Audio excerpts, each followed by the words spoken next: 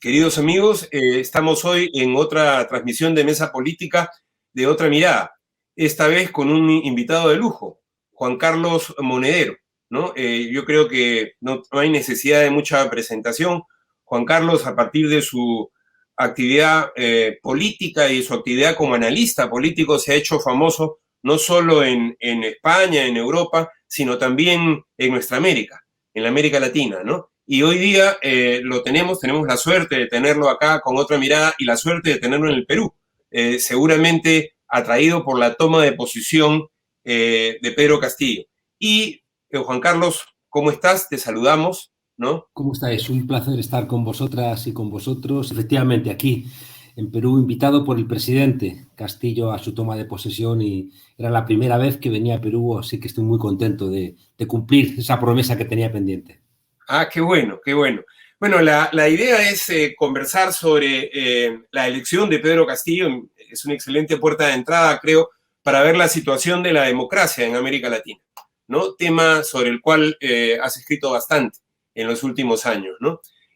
¿Cuál es en fin, tu sentido frente a esta elección y a cómo podría empezar a reagruparse un conjunto de gobiernos progresistas en esta América, luego de las idas y vueltas que han venido con algunas victorias de derecha, otras victorias populares en los últimos años, ¿no?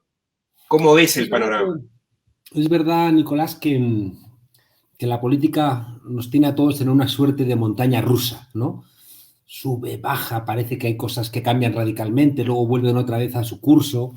Y lo que se demuestra es que hay un pulso, ¿no? En América Latina, después de los gobiernos de cambio, ¿no? De la primera década del siglo XXI, después hay una recuperación por parte de la derecha, pero yo creo que esa recuperación es falsa, es una suerte de canto del cisne, sobre todo porque el modelo neoliberal, ese modelo que empieza en el 73, ¿no? Con el golpe de Estado contra Salvador Allende, que tiene detrás la crisis del año 73, aquella subida de los precios del petróleo, la guerra del Yom Kippur, la caída de productividad de las economías occidentales, seguimos arrastrándola, ¿no? Entonces la salida neoliberal tuvo, si recordáis, que nos ha afectado a todos los países, tres grandes principios, ¿no? La privatización de las empresas, la apertura de las fronteras y la desregulación de la economía. Y eso se ha traducido en un incremento brutal de las desigualdades, en un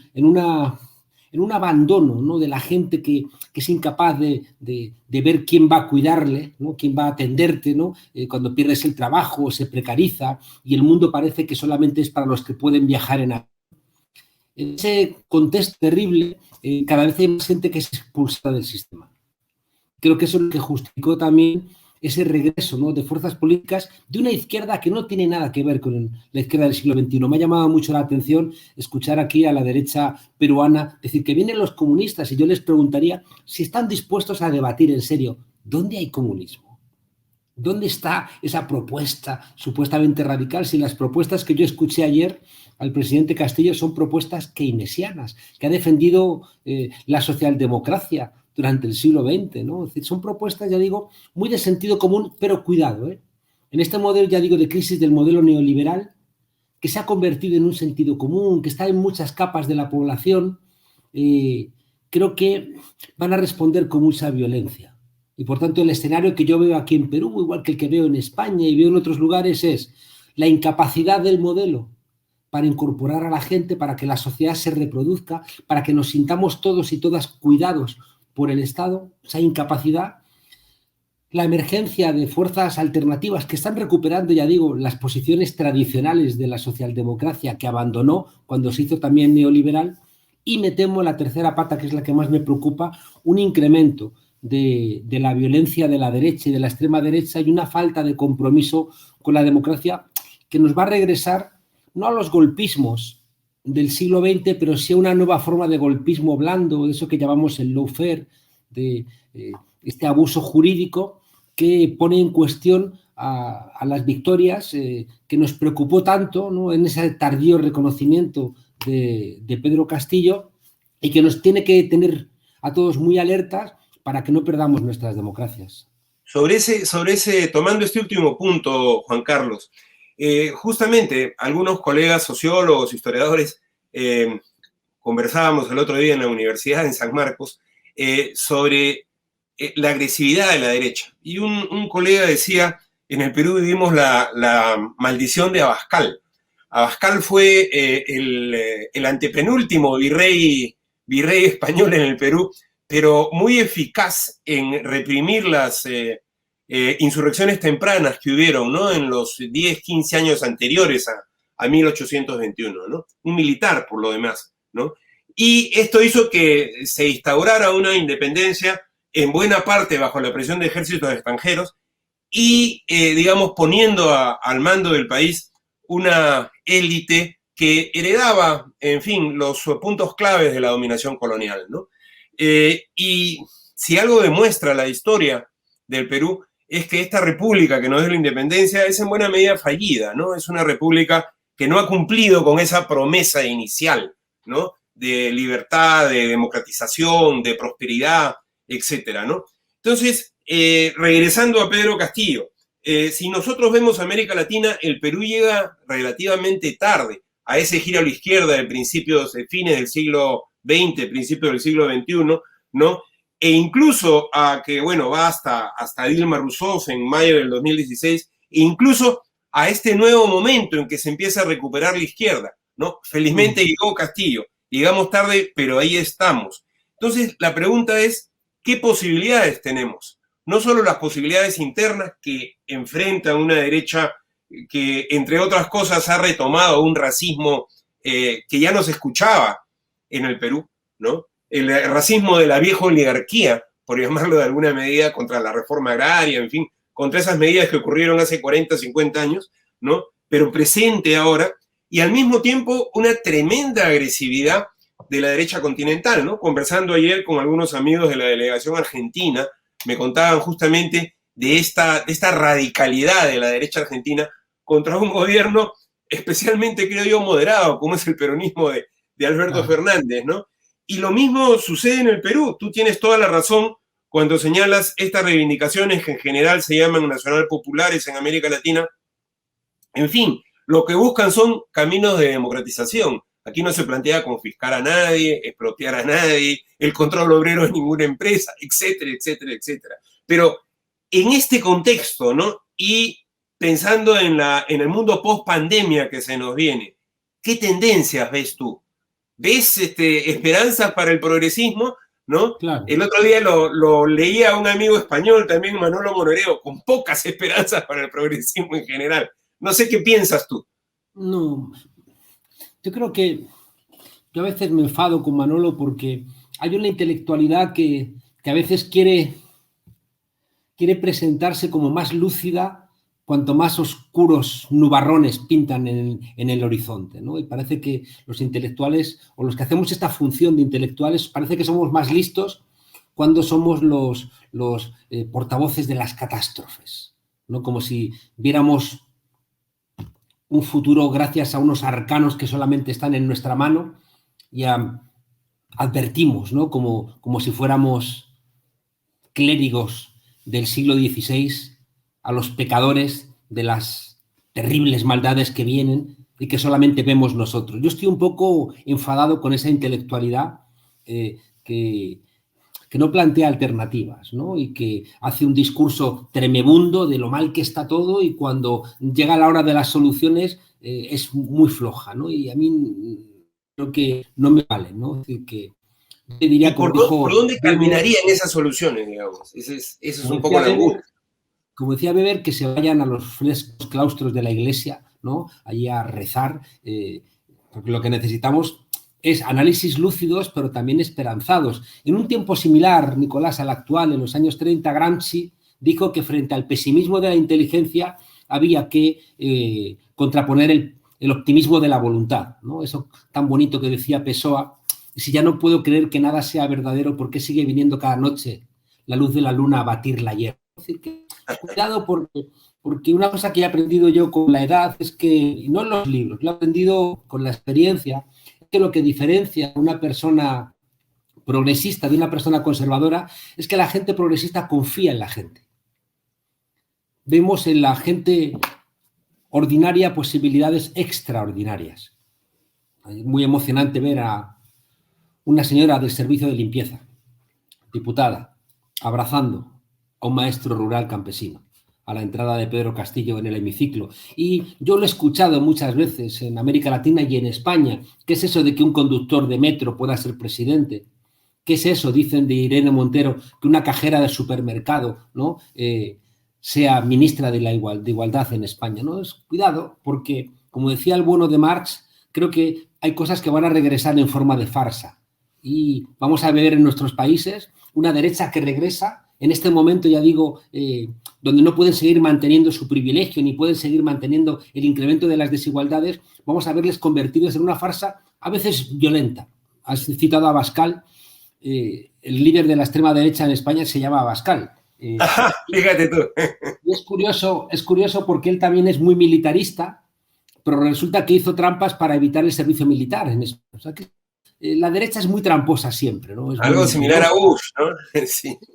Es muy mentirosa, ¿no? Siempre al final, la experiencia histórica es que siempre roban. Y cuando hay dictaduras roban más y con mayor impunidad, ¿no? Entonces también nosotros los científicos sociales tenemos la obligación de desvelar este tipo de cuestiones. Pinochet robó, Videla robó, Franco robó, Fujimori robó. Es decir, que cuidado, ¿no? Cuidado con estas cosas. Entonces, a lo que iba relevante. Fíjate, primer elemento que tenemos que ser también muy rigurosos.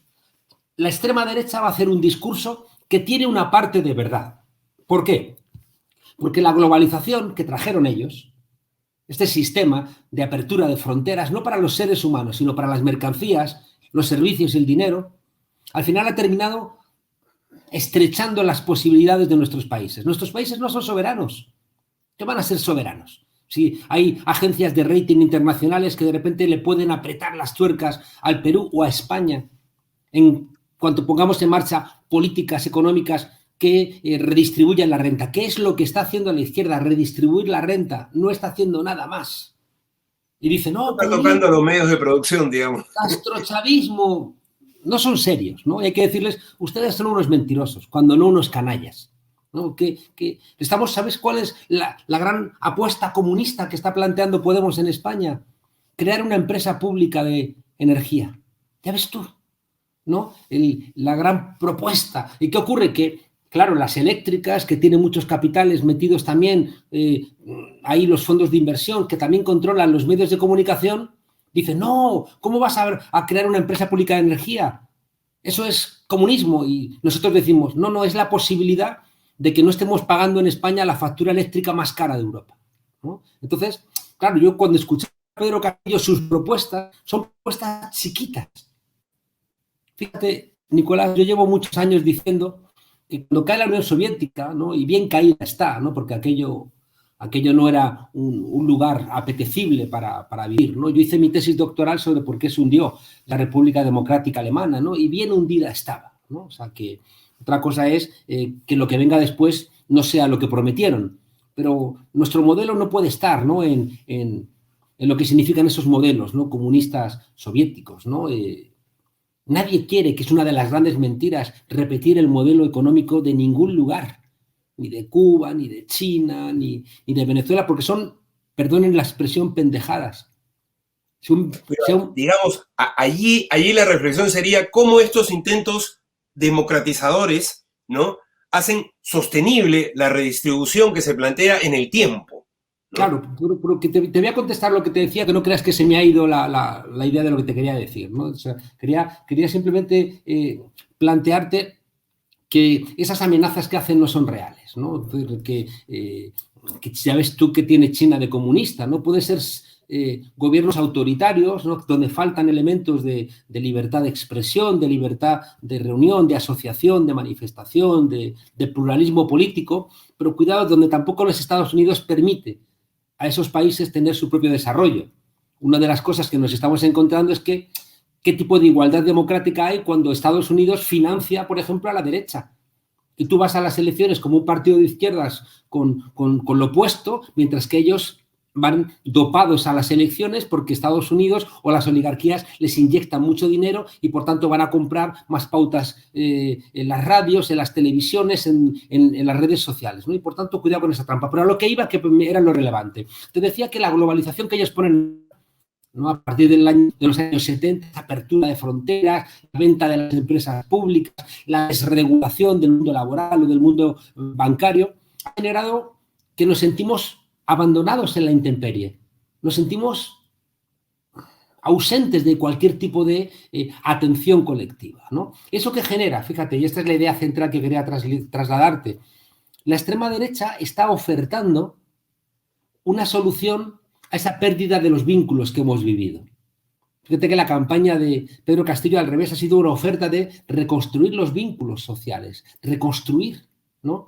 Y por eso la apuesta constitucional creo que es tan relevante. ¿Pero qué hace la extrema derecha? Te ofrece reconstruir los vínculos sociales, pero de una manera autoritaria. Te dice, vamos a recuperar una idea de familia, pero autoritaria, patriarcal, con el sometimiento de la mujer, incluso con esa recuperación de la posición del hombre como el elemento central económico de la familia. Dice, vamos a recuperar los vínculos a través de una nación excluyente. Y escuchas, ¿no?, las propuestas nacionales de la derecha en Perú o en Estados Unidos con Trump, eso de America First, ¿no? Esa recuperación, ¿no?, nacional que es excluyente. A la derecha peruana, igual que a la derecha española, le sobra la mitad de la ciudadanía. Les sobra la mitad, pero tienen un discurso muy patriota, muy de la bandera, muy de incluso de la Constitución como si fuera de ellos. Pero es mentira, porque su idea de nación es la diversidad, ¿no? El planteamiento en cualquier versión de la diversidad los aterra, ¿no? Claro, claro. Ayer han salido a hablar contra eso por todas partes.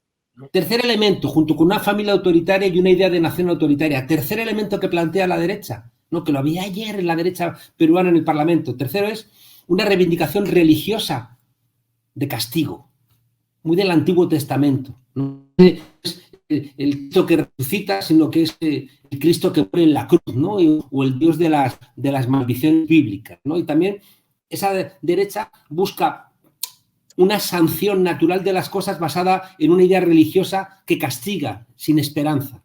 Y un cuarto elemento, Nicolás, es que defienden una idea de propiedad excluyente igualmente. La propiedad es que el que tiene es porque se lo merece y el que no tiene es porque no ha hecho nada para ganar. Es el corazón de la Constitución del 93. Esa idea de derecho absoluto de propiedad, ¿no? Entonces, es el corazón. Claro, Nicolás. Entonces, fíjate que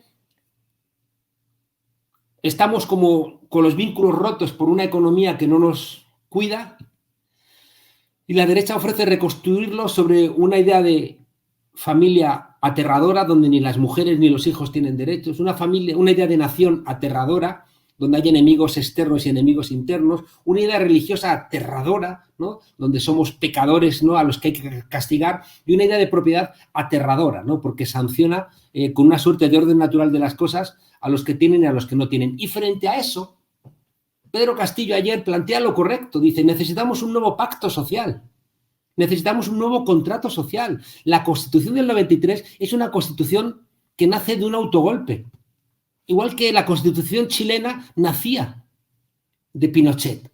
Entonces, igual que cuando España sale del franquismo necesitaba una Constitución, que la nuestra tenía muchas fallas, pero porque no fue producto de una asamblea constituyente, ni fue debatida por el pueblo, pero fue un enorme avance respecto a la anterior. Porque cuando tú quieres reconstruir un país que no desemboque, ya digo, en ese autoritarismo, tú tienes que generar la confianza de que cada peruano y peruana va a participar en ese contrato social, ¿no? Entonces, por eso la derecha no quiere un nuevo contrato social, porque fíjate, es muy complicado que os sentéis a debatir y diga la derecha, no, tenemos que defender la sanidad privada, sobre todo porque la pandemia nos ha dejado un golpe muy fuerte a todos, una herida. No hemos enterrado a nuestros muertos, Nicolás, durante la pandemia.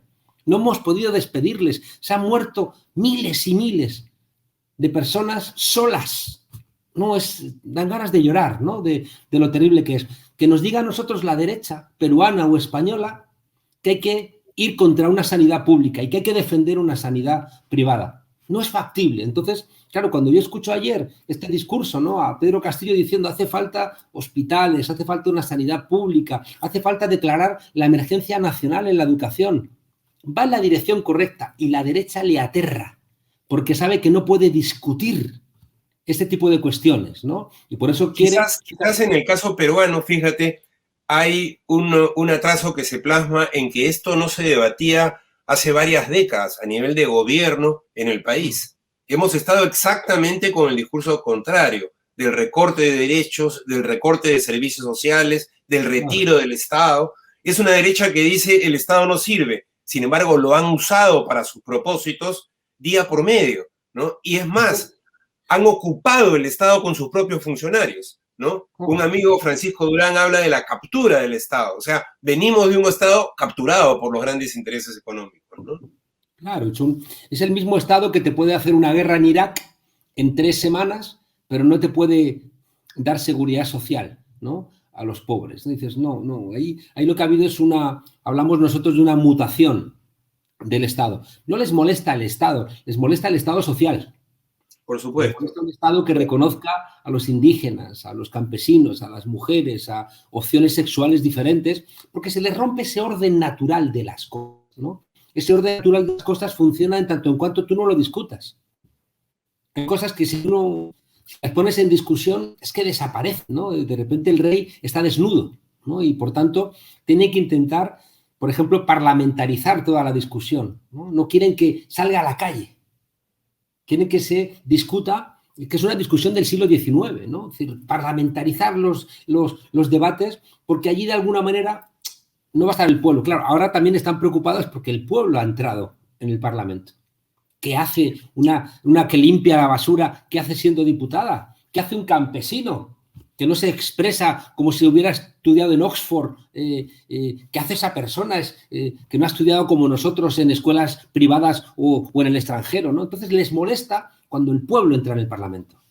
Ahora, desde esa reflexión, cuando el pueblo entra a las instituciones, ¿cómo ves tú el porvenir de la democracia en América Latina cuando claramente en los últimos 25 años se han contrastado dos modelos, ¿no? Se han contrastado un modelo de Estado social, un modelo de democracia que promueve la participación, la movilización, con esa democracia que viene de las llamadas transiciones que promovieron los Estados Unidos, una democracia de élites, que, como vemos, no llega a la crudeza del golpe de Estado, pero sí usa todos los elementos de represión, de autoritarismo que el propio Estado brinda, ¿no? O sea, ¿cómo ves en este contraste entre dos modelos, una democracia de élites, otra más social? ¿Cómo ves el futuro de la democracia en América Latina? Porque ya no estamos en la época de las revoluciones, ya no es la revolución cubana que tomó el poder, un régimen de partido único, en fin, que perteneció a otra época, la época de la Guerra Fría, ¿no? Ya no estamos en eso,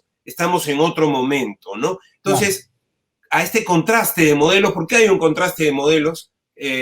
Una disputa por la idea de la democracia en América Latina. ¿Qué futuro le ves para ir cerrando nuestra conversación? Nicolás, cuando se hunde la Unión Soviética se termina la lucha armada. Eso es absolutamente evidente. Eso ¿no? es claro, tanto, por supuesto. yo he dicho 1000 veces que en tanto en cuanto haya lucha armada en un país, la izquierda no podía ganar. Y si ha ganado Pedro Castillo es porque ya no hay lucha armada. Y por tanto, que reflexione una parte de la izquierda que no se ha dado cuenta de que la violencia lo que hace es impedir que ganen las fuerzas de la izquierda. En España no estaría Podemos en el gobierno si ETA hubiera seguido matando, porque no hubiera sido posible el 15M. Entonces, cuando tú cierras la violencia, cuando tú cierras la lucha armada, se abren otras ventanas que estaban clausuradas y, por tanto, nuestra obligación es pacífica y que nadie se equivoque. Somos firmes, vamos a estar en las calles igual que vamos a estar en las instituciones, pero somos pacíficos. Los violentos son ellos, los que dan golpes de Estado son ellos, los que asesinan en Colombia o en Chile son ellos, no somos nosotros.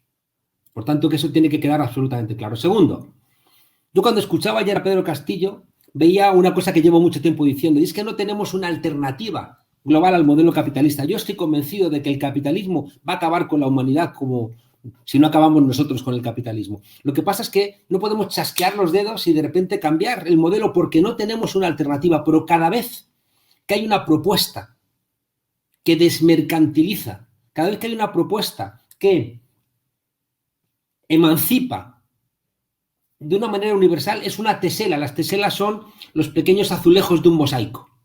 Claro. Entonces, cada vez que tú planteas, vamos a crear una empresa pública de energía, una teselita en la pared. Vamos a declarar la emergencia nacional en educación, una teselita en la pared. Vamos a subir el sueldo de los trabajadores más precarios, una teselita en la pared. Vamos a declarar la Internet no un servicio, sino un derecho, una teselita. Y ese conjunto de teselas nos va a dar el dibujo finalmente, ¿no? Y por tanto, no caigamos en la nostalgia del siglo XX de pensar que tenemos un modelo alternativo y con la palanca del partido fracturábamos la realidad y emergía esa nueva... Esa idea ideológica que se ha probado falsa, claro. Es que eso es una idea newtoniana de la revolución, es muy de la modernidad, muy platónica del mundo perfecto de la revolución, el mundo imperfecto de la realidad. Las cosas no son así. Y por tanto, nosotros lo han aprendido los ecologistas, ya no hablamos, ¿no?, de que viene el mundo radicalmente diferente, no, vamos a hacer transiciones, ¿no? Entonces el discurso de ayer procesos, ¿no? Castillo, son procesos de transición hacia sociedades más justas. ¿Qué tenemos que hacer, Nicolás, por resumir? Tenemos que darnos cuenta de que los golpes en el siglo XXI van a ser golpes blandos y que tienen dos grandes elementos. Uno es una judicatura dispuesta a ser traidora a su cumplimiento de la Constitución. A mí me estremece ver gente de la alta magistratura en Perú, ¿no?, haciendo tratos para liberar a un violador de una niña de 13 años, ¿no? Entonces, cuando escuchas esas cosas dices, la justicia está en muchos lugares podrida. No todos los jueces, no todos, pero una parte sí. En España llevamos más de 2 años con el Consejo General del Poder Judicial clausurado porque la derecha no quiere cambiarlo, ¿no? Ha estirado su término, ¿no? Dicen ellos, son los constitucionalistas. Es mentira. Cumplen la Constitución en lo que les beneficia, ¿no? Por tanto, seamos muy cuidadosos. Y por eso creo que es importante pensar una reforma constitucional en Perú.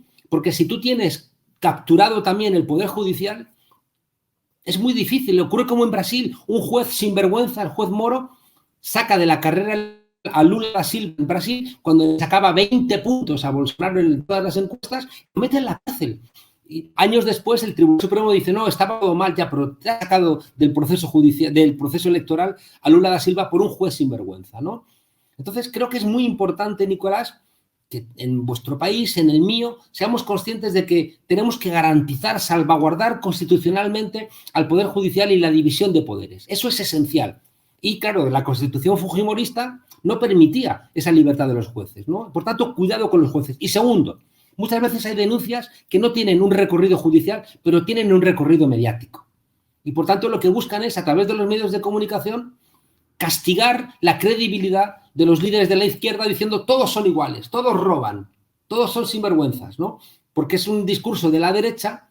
Cuidado, la derecha peruana forma parte ahora mismo de una internacional de la mentira global, donde está la extrema derecha española, pero también está Steve Bannon, está Atlas Network y está toda una red de fundaciones internacionales que van a intentar debilitar desde el minuto 1 al gobierno de Pedro Castillo. Ya lo están haciendo hoy en España, ya están disparando, ¿no?, contra Pedro Castillo. Ya se vio con este fraude que era esta acusación de fraude que era un fraude, ¿no? Las últimas 6 semanas por parte de Keiko Fujimori. ¿Qué hacer entonces? Sí. Para concluir, Juan Carlos, sí. Concretamente, ¿no? Tenemos que reformar el Poder Judicial para que realmente sea un poder independiente y comprometido con la democracia. Y ahí tenemos que mirar el acceso al Poder Judicial, los órganos de control de los jueces, ¿no?, y hacer un pacto también con la propia justicia para que ayude a la democracia. Necesitamos, en segundo lugar, que los medios de comunicación dejen de ser herramientas de debilitamiento democrático. No pueden mentir los medios de comunicación. Tú no puedes vender 1 kilo de carne podrida, puedes vender información podrida todos los días. Eso tiene que ser la sociedad civil, no se puede censurar, no se puede limitar la capacidad de expresión de los medios de comunicación, pero cuidado, es que ahora mismo son empresas de medios de comunicación que están capturando el pensamiento de la gente, y eso es terrible. Y en tercer lugar, te diría que es lo más relevante, y por eso la Asamblea Constituyente es esencial, necesitamos abrir una gran conversación. Decía mi maestro Jesús Ibáñez que la antesala de todo cambio profundo es una gran conversación. Y en esa gran conversación que se tiene que dar en el Perú con la Asamblea Constituyente, las panaderas, los que limpian, los campesinos, van a discutir el país que quieren. Y en esa discusión van a politizarse. En esa discusión, como ocurrió en España con el 15M, el movimiento de los indignados, la gente se politiza cuando forma parte de la discusión. Y ahí entonces tú has sentado las bases para que en esa gran conversación, con el duro golpe de la pandemia, con la crisis del modelo neoliberal, empecemos a pensar cómo salimos juntas y juntos de este agujero. Y vais a encontrar con que el Grupo de Lima no puede existir solamente para ver si tumban a Venezuela, sino que el Grupo de Lima, con una parte de presidentes terribles, ¿no?, que están disparando contra su pueblo, debe dejar paso a lógicas como la UNASUR, donde de repente, en esta globalización brutal, donde el capitalismo va a morir matando, Nicolás, y por eso esa es la parte negativa. Cuidado, las bestias heridas siempre dan zarpazos y van a intentar aprovechar el shock de la pandemia para seguir apretando las tuercas a nuestros países. ¿Cómo frenarlo? Con un pueblo consciente, organizado, con esperanza, que abra esa gran un nuevo momento de conciencia social, claro. Pero sin duda lo vemos en todos los países, Nicolás. Mira en Chile cómo se ha levantado ese pueblo y decían los jóvenes, ¿por qué os habéis levantado? Si son 30 pesos la subida, que no es nada, es un 0,0 dólar. Y decís que no son 30 pesos, son 30 años. Claro que sí, claro que sí. Son 30 años, ¿no? Desafortunadamente, por los detalles de la producción tenemos que cortar, pero ha sido una charla muy, me parece, en fin, brillante de tu parte. Te agradezco profundamente tu participación en Otra Mirada. Comparto la idea y creo que compartimos la idea de que estamos en un momento de esperanza en el Perú y que esto alumbra la esperanza de América Latina, ¿no? Y seguramente nos veremos pronto para seguir conversando. Un gran abrazo. Se han roto muchos mantras, se han roto muchas cosas prohibidas. Entra una izquierda en el gobierno de España, un campesino es presidente. Es decir, Chile, que era el espejo del neoliberalismo, se levanta. Claro que hay que ser esperanzados. Hay que tener una esperanza trágica o ser optimistas trágicos, ¿no? O pesimistas esperanzados, ¿no? Es decir, tenemos razones para ser optimistas. Análisis duros, pero con esperanza, porque sin esperanza ya nos habrán derrotado. Gracias por vuestra invitación y mucha suerte. Gracias, Juan Carlos. Gracias y nos vemos. Hasta luego.